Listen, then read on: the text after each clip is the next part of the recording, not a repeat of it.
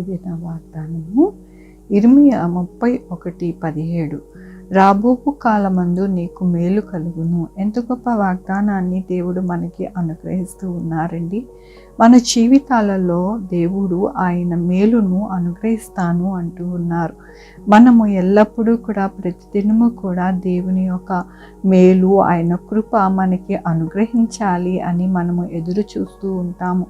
దానినే దేవుడు సెలవిస్తూ ఉన్నారు. నేను మీకు మేలు కలగజేస్తాను, మీరు భయపడవద్దు అని దేవుడు సెలవిస్తూ ఉన్నారు. దేవుని యొక్క వాక్యములోను వారి దుఃఖమునకు ప్రతిగా సంతోషమిచ్చి వారిని ఆనందింపజేసేదను. విచారణ కొట్టివేసి నేను వారికి ఆనందము కలగజేతును గనుక కన్యకులు, యవనులు, వృద్ధులు కూడి నాట్యమందు సంతోషించెదరు. అవునండి, మన యొక్క జీవితాలలో ఆయన మేలు చేసినప్పుడు మనము సంతోషింపబడతాము. మన విచారము అనేది కొట్టివేయబడుతూ ఉన్నది, మన దుఃఖము కొట్టివేయబడుతుంది. అందుకనే దేవుడి దినమున అంటూ ఉన్నారు, మీ విచారము కొట్టివేస్తాను, నేను మీకు ఎంతగానో మేలు కలగజేస్తాను అంటూ ఉన్నారు. మన యొక్క జీవితాలలో మేలును, మనకి సంతోషాన్ని అనుగ్రహించేది యేసయ్య.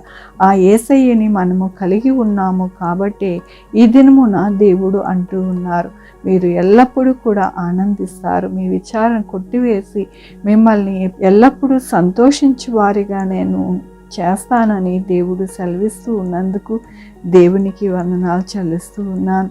మనము ఎలాంటి దేవుణ్ణి కలిగి ఉన్నాము అంటే సజీవమైన దేవుడును.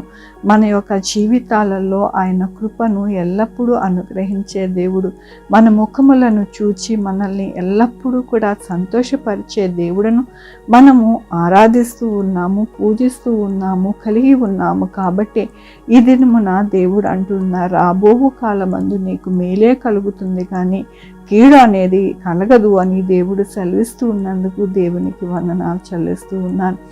ఈ దినమున పుట్టినరోజు, పెళ్లి రోజు అనేక శుభదినములు చేసుకుంటున్నారు. అందరికీ కూడా నిండారిగా శుభాకాంక్షలు తెలియజేస్తూ ఉన్నానండి. మీ జీవితంలో దేవుని యొక్క ఆశీర్వాదము, ఆయన కృప, ఆయన ధననిధి మీకు అనుగ్రహింపబడును గాక.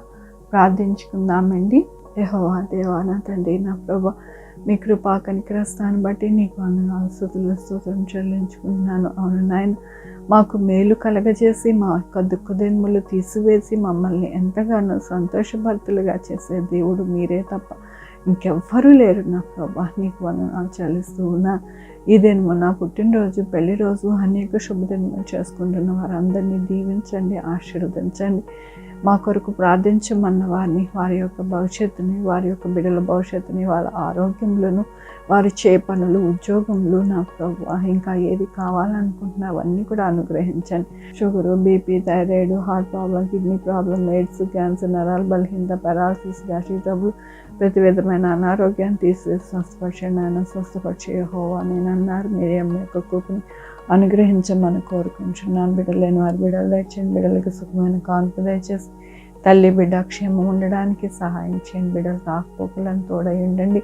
యేసయ్యా నాయన, నా తండ్రి, నా ప్రభా, మీ కృపలో ప్రతి బిడ్డని ఆయన నా తండ్రి దాచి నడిపించమని కోరుకుంటున్నాను. ఎవరికి కరోనా రాకుండా సహాయం చేయండి. వచ్చిన వారు త్వరగా హీల్ అయిపోవడానికి సహాయం చేయండి. 190 దేశంలో నా ప్రభా మీ కృపలో భద్రపరచండి. నా ప్రభా, ఏ దేశం కూడా ఎటువంటి ఇబ్బంది, ఎటువంటి కష్టము, బాధలు రాకుండా సహాయం చేయండి.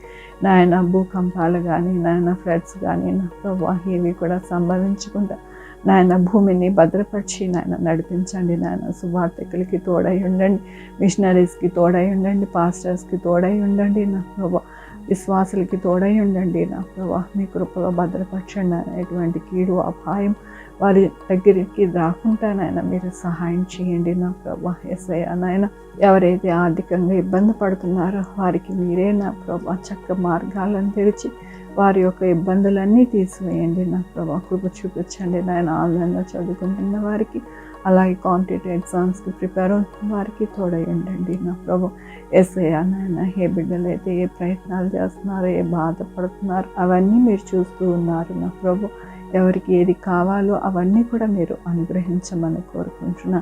నా దేశంలో నా ప్రభా చక్కగా నాయన ధరలు పెరగకుండా ప్రతి ఒక్కరికి నాయన నా తండ్రి అన్నీ కూడా నిత్యావసరాలు అన్నీ కూడా నా ప్రభా అందుబాటులో ఉండడానికి మీరు సహాయం చేసి నాయన నా తండ్రి నడిపించమని కోరుకుంటూ నా ప్రభు నా రక్షణ యేసుక్రీస్తు పరిశుద్ధమైన నామమున అడిగి వేడుకుంటున్నా తండ్రి. ఆమె తండ్రి కుమార్ పరిశుద్ధాత్మ సదాకాలం అందరికీ తోడై ఉండును గాక. ఆమెన్.